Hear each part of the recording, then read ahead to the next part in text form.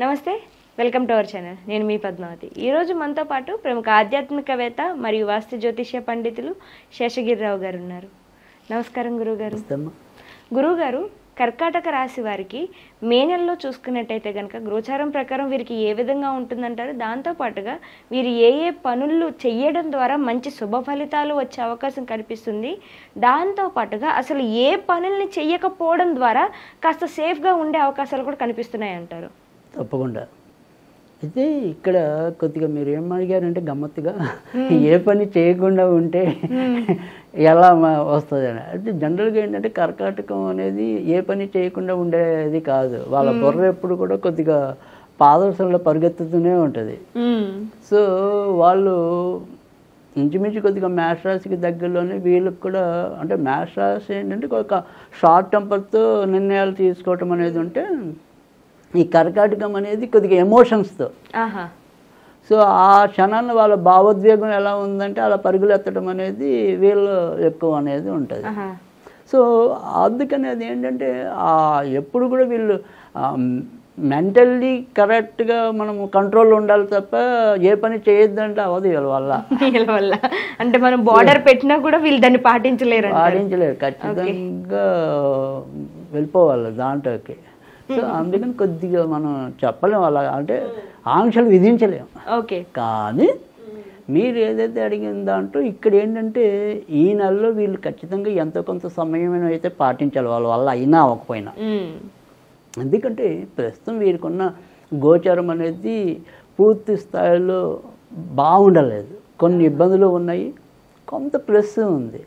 So ఈ plus ఏంటి, minus ఏంటి అనేది ఇప్పుడు ఒకసారి చూసుకుందాం. ఇక్కడ వీరికి ఏంటంటే ప్రస్తుతం ఏంటంటే శని భాగ్యస్థానంలో ఉన్నాడు. తర్వాత ఎవరైతే వీళ్ళకి అదృష్టకారకుడు ఉన్నాడో ఆయన వ్యయంలో ఉన్నాడు. వస్తాడు ఇప్పుడు మనకి మే 14 నుంచి. సో ఇప్పుడు ప్రస్తుతం లాభంలో ఉన్నాడు కాబట్టి గురుడు వీళ్ళు ఎన్ని రకాల ఇబ్బందులు ఉన్నా కూడా చివరి నిమిషాలు ఎదుర్కొంటున్నారు. వాళ్ళకి అంత క్రితం 2.5 ఏళ్ళకు పైగా అష్టమ శని ప్రభావంలో ఉన్నారు. కానీ అష్టమ శని ప్రభావం పూర్తి స్థాయిలో వీళ్ళని కొంత ఇబ్బంది పెట్టకపోయినా గురుడు కాపాడటం అనేది జరిగింది ఒక సంవత్సరం నుంచి. అంతక్రితం ఆ సంవత్సరానికంటే ముందు కొంత వీళ్ళు ఆర్థికంగా నష్టపోవడానికి కానీ అధికంగా చిక్కులు పడడానికి కానీ ఏదైనా ఉన్నప్పటికీ కూడా ఎప్పుడైతే గురుడు లాభస్థానానికి వచ్చాడో అక్కడి నుంచి ఏదో విధంగా బయటపడుతూ వచ్చారు వారి యొక్క సమస్యల నుంచి. అయితే ఇప్పుడున్న పరిస్థితులు ఏంటంటే వీరికి ఇక్కడ గురుడు ఈ రకంగా వ్యయానికి వస్తాడు ఇప్పుడు మే 14 నుంచి. తర్వాత ఇప్పటికీ వీళ్ళ యొక్క బుద్ధికారకుడు కానీ, తర్వాత మరి వీరి యొక్క ఉద్యోగకారకుడు, సంతానకారకుడు నీచంలో ప్రస్తుతం ఉన్నాడు రాశిలోనే.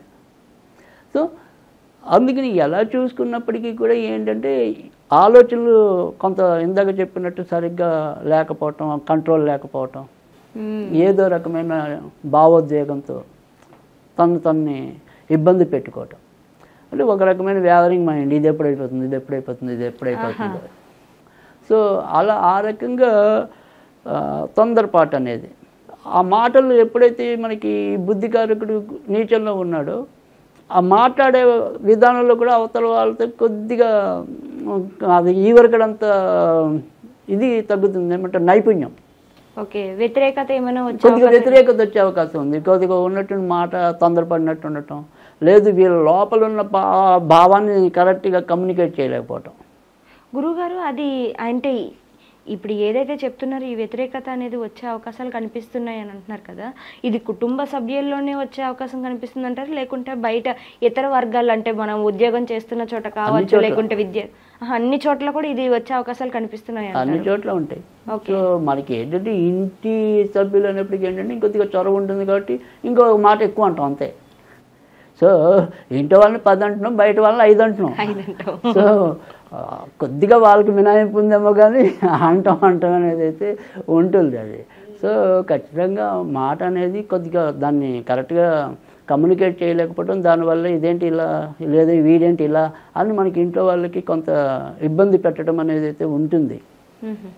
కానీ దీనివల్ల ఏమవుతుందంటే ఎవరైతే కొత్తగా మరి పెళ్లి చేసుకున్న దంపతులు ఉంటారు కదా, ఇదే రాశిలో కొత్తగా పెళ్ళైన దంపతులు ఉన్నారనుకోండి, వాళ్ళ మధ్య కొద్దిగా ఎప్పుడైతే వీళ్ళ యొక్క వివాహకారకుడు శని అయ్యిండి ఆయన కొద్దిగా మంచి ప్లేస్లో లేడు, ఇప్పటికీ కూడా వాళ్ళకి అష్టమ శని అనేది వదిలిపోయినప్పటికీ కూడా ఇప్పుడు ఉండే 9వ ఇల్లు అనేది కూడా అంత మరీ మంచిదేం కాదు.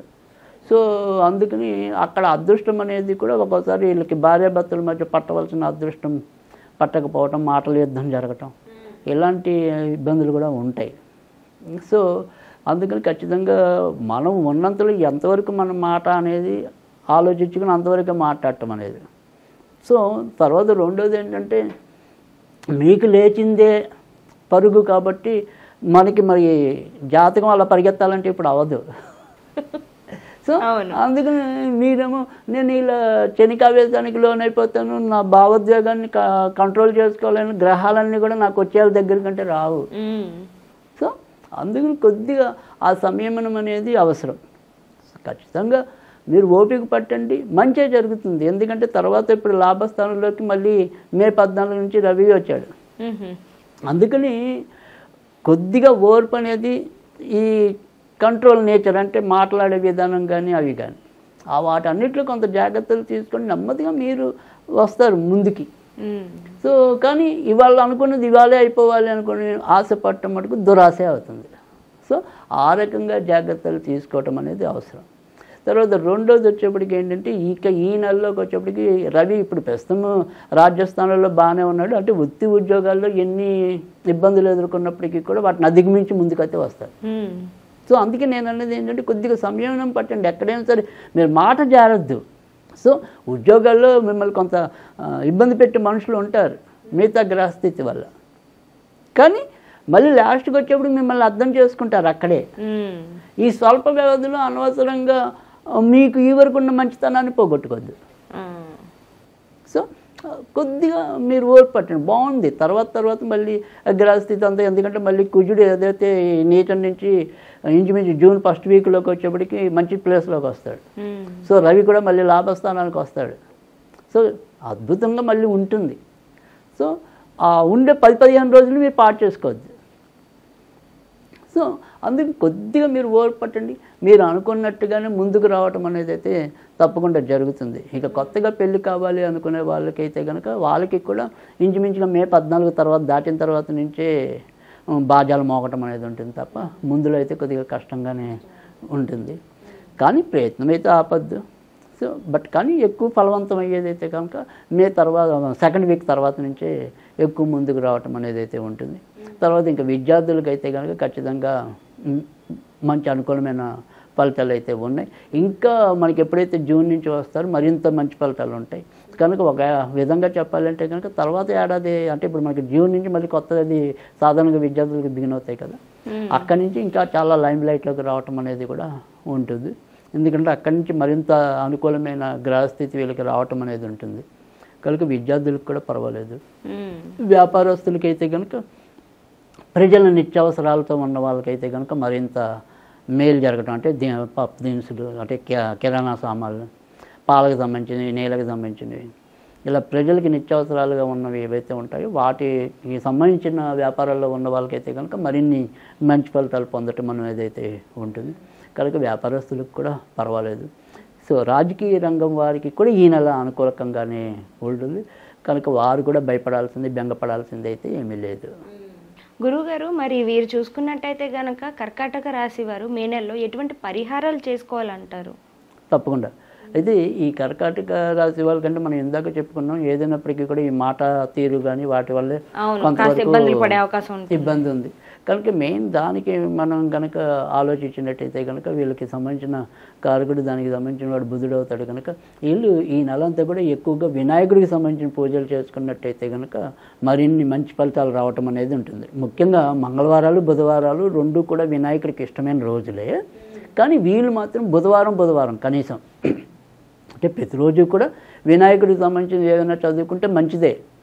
ఒకవేళ అలా చదువుకోలేకపోయినా కనీసం బుధవారాలు కూడా అంటే మే నెలలో వచ్చే బుధవారాలన్నీ కూడా మనం కొద్దిగా వినాయకుడికి సంబంధించిన గుళ్ళకి వెళ్తూ ఉంటాం, లేదా వినాయకుడికి సంబంధించినవి ఏమైనా చదువుకుంటూ ఉండటం, అలాంటివి చేస్తే కనుక తప్పకుండా మంచి ఫలితాలు రావడానికి అయితే ఉంటుంది. తర్వాత వచ్చేప్పటికి ఏంటంటే ఇలాగ ఏదైనా సరే మనం దేవుడితో సంబంధం లేకుండా ఏదైనా ఒక్కొక్కసారి రెమెడీలు చెప్తుంటాం కదా, అలా చెప్పినప్పుడు ప్రతి బుధవారం కూడా ఏం చేయాలి అంటే కనుక పట్టికతో పళ్ళుతో మళ్ళీ అంటే ఫస్ట్ మనం బ్రష్ చేసే ముందు పాత రోజుల్లో పూర్వం వాళ్ళైతే కనుక పట్టికతో పళ్ళుతోమేవాళ్ళు. సో ఆ పట్టికతో ముందు పళ్ళుతోనే ఆ తర్వాత మీకు ఇష్టమైన రీతిలో మీ బ్రష్ మామూలుగా మీరు చేసుకోవటమే. సో అలా ఒక 8 బుధవారాలు వస్తే మేలో అన్ని బుధవారాలు. సో ఆ రకంగా చేసినట్టయితే కనుక తప్పకుండా మనకి మిగతా అంశాల్లో కూడా మంచి జరగటం అనేది అయితే ఉంటుంది. ఇక ఏదైనప్పటికీ కూడా స్విచ్వర్డ్గా చెప్పుకోవాలి అనుకుంటే కనుక golden words. So golden words ఇది వాళ్ళ చేతనైన సార్లు అనుకుంటే మంచి ఫలితాలు ఉంటాయి. చాలా చక్కగా వివరించారు గురుగారు. అయితే మే నెలలో కర్కాటక రాశి వారికి ఏ విధంగా ఉంటుందో పాటుగా స్విచ్ వర్డ్స్ అండ్ దాంతో పాటుగా పట్టికతో యూజ్ చేయాల్సిన ఈ రెమెడీ అనేది కూడా చాలా చక్కగా చెప్పారు. ధన్యవాదాలు గురుగారు.